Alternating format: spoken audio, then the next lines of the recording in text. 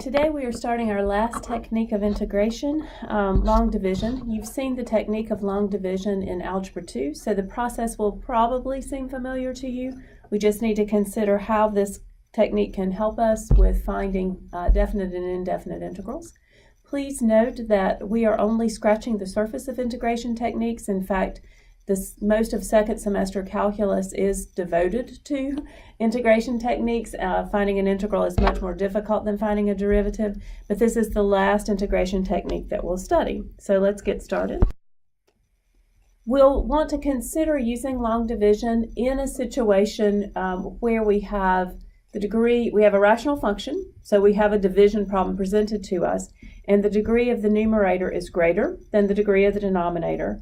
I can kind of tell by inspection that substitution is not going to work for me, and I have a binomial or polynomial in the denominator. We've already talked about using not long division, but division of a sort to deal with situations where we have a rational function, but the expression in the denominator is a monomial. So if we look at our first example here, we see that we fit our conditions. We have a rational function. The numerator has greater power than the denominator, or greater degree than the denominator, and the denominator is a binomial, so it's a polynomial. So I'm going to set up to actually just divide x minus 2 into x minus 3x squared plus 2x minus 1, which requires the algebraic technique of long division. So I'm just going to set it up as a standard long division problem. So I'm dividing x minus 2 into x cubed minus 3x squared plus 2x minus 1. And to perform the division, I start with the leading term in the binomial, so x, and consider how many times it divides into x cubed, or x times what would make x cubed, and that results in x squared. And then I multiply back by both terms in the binomial, so x cubed, x squared times negative 2 is a negative 2x squared. And then I'm subtracting this entire binomial. So x cubed subtract x cubed cancels out.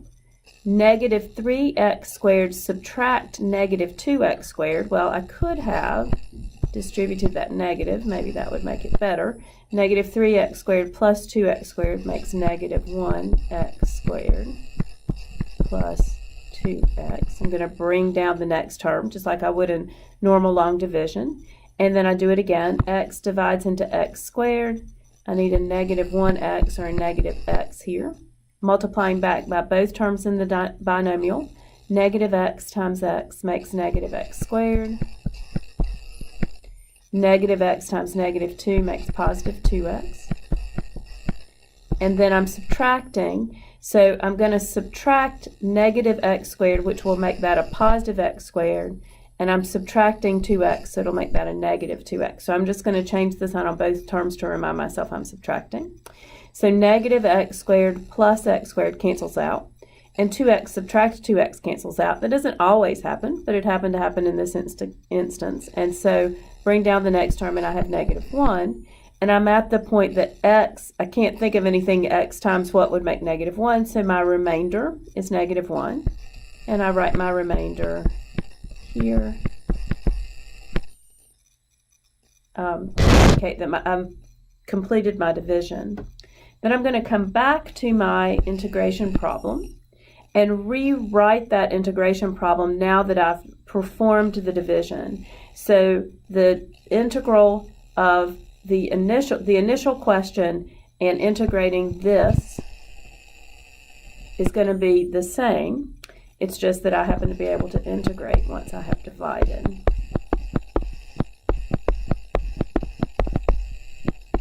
So I've rewritten the original division now as a sum or difference of functions. If you know how to do that, that's fairly straightforward. So I just have the sum or difference of polynomial functions until I get to that 1 over x minus 2.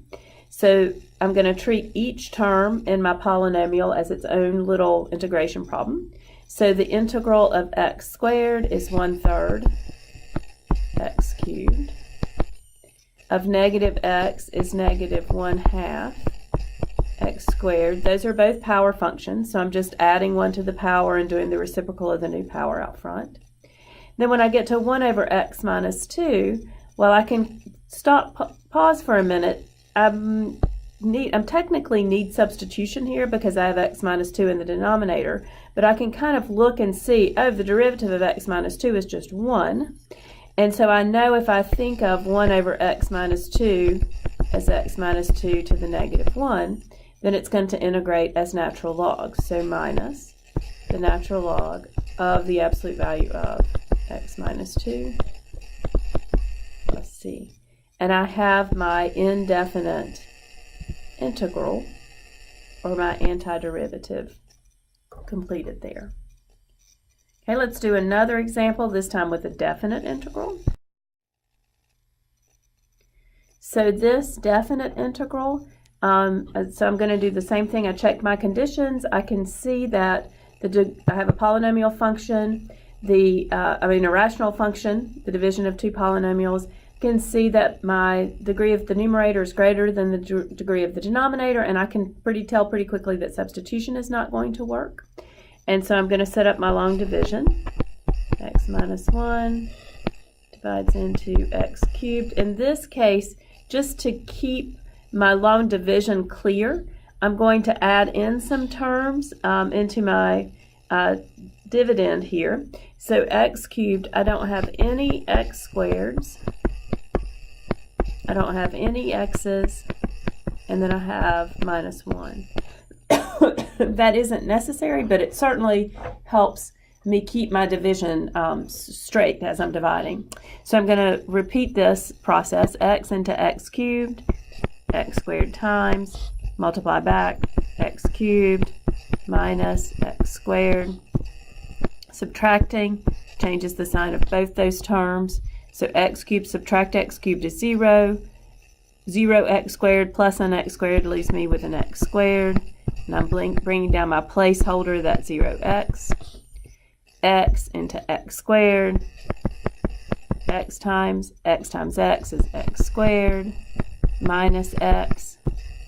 Subtracting both terms. 0x plus an x leaves me with an x minus 1.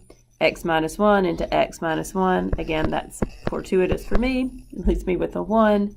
And then I multiply back, subtracting both parts of that term, and I have no remainder this time.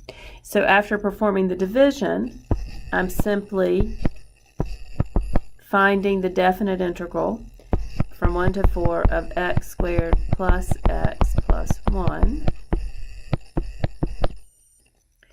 So I'm going to integrate each term here. It's a nice little polynomial, several power functions, not even a natural log to deal with.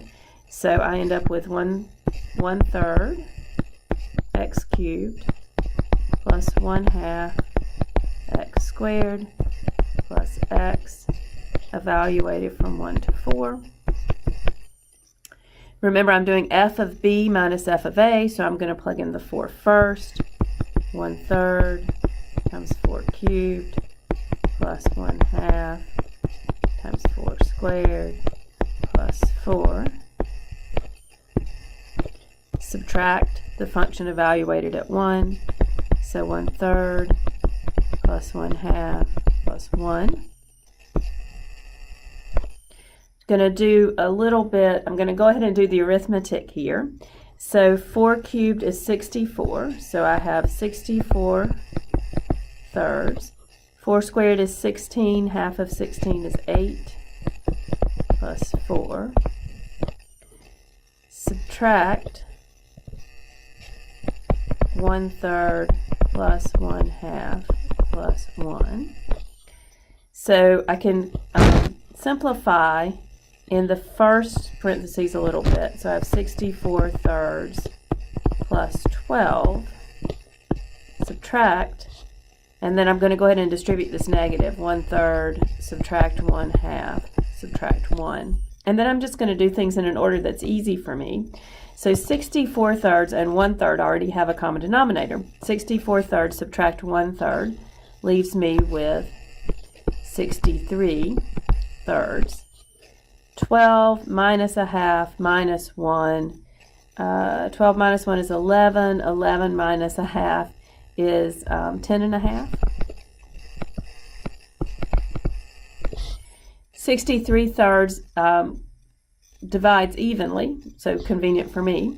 So I end up with 21 plus 10 and a half, which would give me 31 and a half. Or 31 times 2 is 63 halves. So I'll leave it like that. And I have found my definite integral. So that's the new technique. We'll practice this in class tomorrow. In addition, after the practicing tomorrow, we'll be getting ready for a gateway next week on Tuesday.